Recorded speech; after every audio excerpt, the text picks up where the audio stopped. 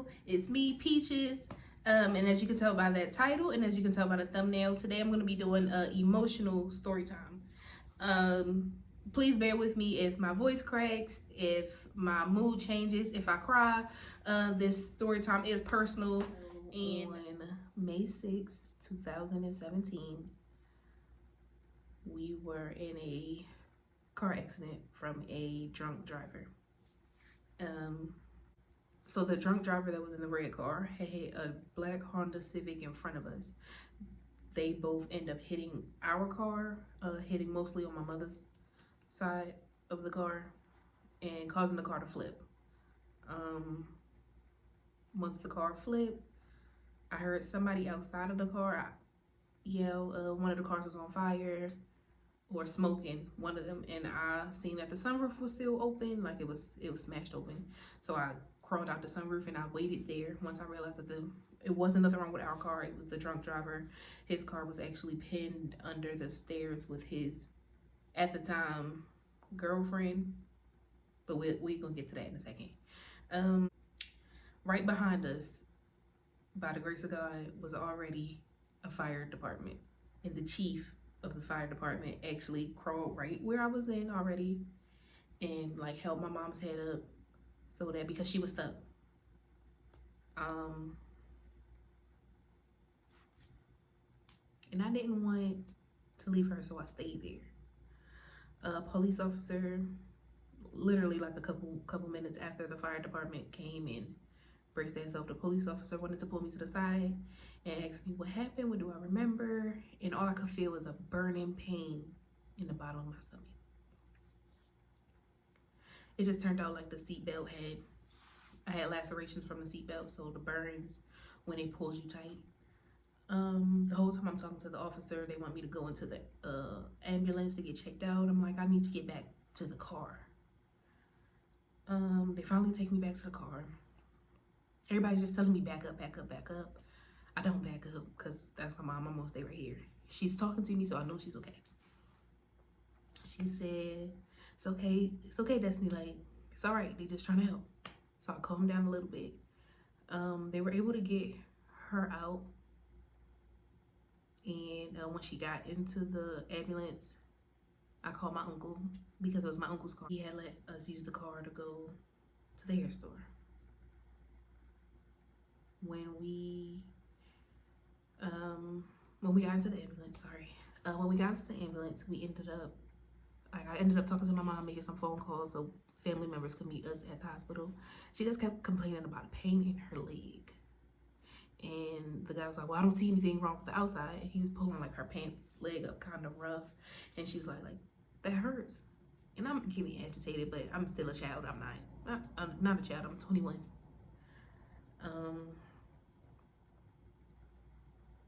We make it to the hospital. We actually had to get separated, but before we got separated, they're wheeling me in, and then my mom's on the gurney.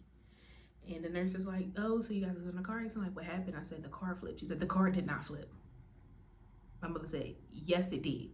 And then the paramedic that was with her said, the car did flip. It ended up on the other side of the road facing the traffic we were just coming from.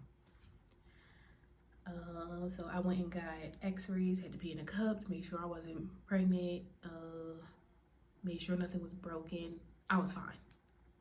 So I get to go into the room with my mother, and she had to go get x-rays, she had to go get CTs. It ended up coming back that she had a broken leg, a sprain in her neck and in her spine, but it was they had to put her in a neck brace. It's about 5 o'clock. We get discharged in the morning. 5 o'clock in the morning, we get discharged, and the nurse is like, "Oh, you're going home already?" And they like, "Yeah, we're going home." And they like, "Yeah, we're going home. We're going home." We're excited, thinking like, "Okay, she's gonna get a heal up. We're gonna be fine." We get home. She couldn't make it up the steps, of course. She has crutches. So she sleeps downstairs on the couch. But she tells me, like, I go to my room. She gonna be fine. I had company. So of course, I just kept telling her I love her. And she just kept saying she loved me too. Backtrack just a little bit, which was a little bit off for me. My dad came. And my mother and my dad aren't together. They didn't have like the super best relationship, but they were okay with when it came to co-parenting occasionally. When my mom told my dad that she loved him, my brain was already like, why would she say that? Like, she's gonna be fine. Like, why would she say that? We get home. So now it is May 7th, and we're just chilling. Like, I made her some Kool-Aid. My mom loved Kool-Aid, so I made her some Kool-Aid. We're sitting downstairs, we're laughing, we're watching TV. My uncle comes out his room and he checks on us because he has added on back half of the house. So he comes from there and checks on her, make sure she's straight. My brother goes and gets her prescription filled. But he said he didn't want to wait because they were playing and my mom was in pain. But they ended up hurrying up and giving it to him so that she could take her medicine. She goes to sleep. This is when my company actually comes over. And she's like, it's okay. Go ahead upstairs. Like, you can go in your room. Because the first night I slept on the couch with her. The second night is actually when I went upstairs. So on May 8th, I wake up. I go downstairs. I talk to my mom. I hand her medicine. I give her something to drink. I eat her up some hip hop chicken. That was her favorite. So she ate some hip hop chicken. My uncle says, hey, let's go get everybody's stuff out of the car because it's totaled. All 3 cars that were in the accident were totaled. So we're like, okay, cool. All of a sudden, my mom started getting sick. We're standing outside waiting for my uncle to bring the car up. Getting sick. And she's like, I feel like I'm gonna throw up. So she actually does. She vomits. And I'm like, okay, Mom, let's go back in the house. Let's like sit down. So as I'm taking her to the couch, she sits down for a second, and then automatically she falls back like she can't breathe. She's not talking, she's not responding, she just can't breathe. I run down the stairs because my company is upstairs with my mom. I run down the stairs to get my brother because he had the whole basement floor. I tell him to like, come on, like, Mommy can't breathe, like, come upstairs. I'm on the phone with the paramedics, but I am so in disarray, like I can't really talk. I'm just frustrated because if something was wrong, why could we leave the hospital? If something was wrong, why didn't they just make sure she was straight before they sent her home? She falls down to the floor when I come back upstairs. I try to help her get up. She's looking me in my eyes. And I'm like, you got this. Come on, you got this. My uncle actually takes over the phone call, and he's more help than I am. I wasn't no help. I was trying. They come, they say no heartbeat. And I'm like, this can't be, like, this my mom. She done been through hell and back, raising 3 kids by herself, 2 jobs and school. She got this. We're in, they start doing like CPR and the defibrillator. And we get into the ambulance and they're still working on her. So I'm calling everybody like, hey, we're going back to the hospital. Like something's still wrong with Mommy. We can't figure it out. My oldest brother was in Washington, so I had to call him and tell him like, hey, we're on our way back to the hospital. This is what's going on. Trying to keep him updated as much as I could. We make it to the hospital and automatically they separate us And they start asking me questions like, does your mother have a will? Does she have any wishes? And I'm like, she's gonna be fine. Why are you asking me that? Then they separate me and put me in a room by myself, as if they already knew that they couldn't save her. And it just was so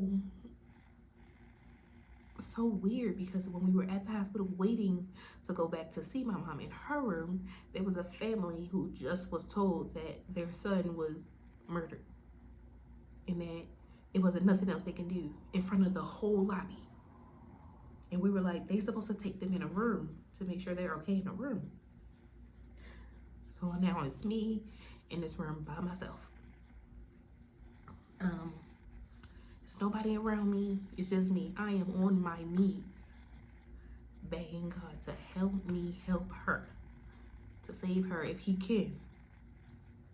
Then the family starts coming in and they hugging me. They try to make sure that I'm okay. I'm going back and forth with phone calls from my brother, trying to tell him what's going on. And once we're all sitting in the room and we're talking, we had a few family members in the hallway, but we were, just like, she's gonna be straight. Like, it's gonna be all right.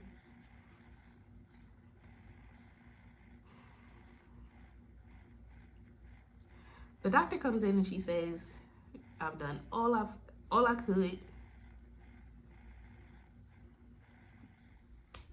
Sorry, y'all, I had to get myself together. It's still heartbreaking to think about it, because I remember every single detail. So after the doctor told me that basically my mother was gone, there was nothing else that they could do. She tried everything. They pronounced her dead at 11:35 a.m. And I just kept begging God, send her back, send her back. I'm not done. I'm not ready.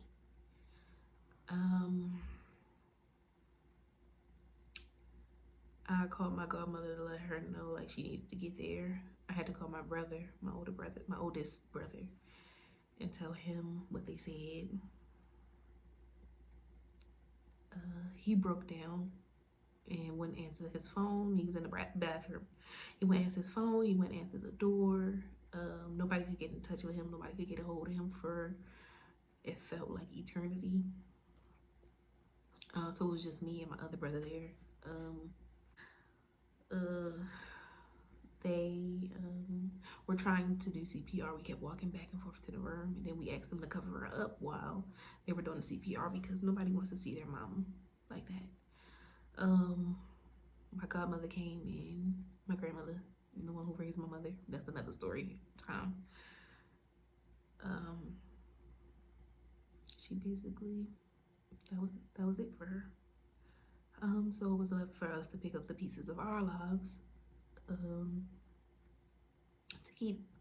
to try to keep pushing. I seen my godmother and she told me don't tell her, because then she was gonna be mad at me. Not like mad at me, because why would you tell me that, but mad because the news came from me. After that, every vivid memory that I have of everyone else who was still around, I have no contact with anybody anymore besides my oldest brother. I talk a little bit to my other brother DJ, but life gets busy. My father said he would step up. He didn't. I have no contact with majority of my family, especially my mother's side, because after the planning of the funeral, I chose to do her makeup, which was the bravest yet scariest thing of my life, because I just put the lotion on to try to touch her, and she was ice cold. And I just was like, this is not how I remember her.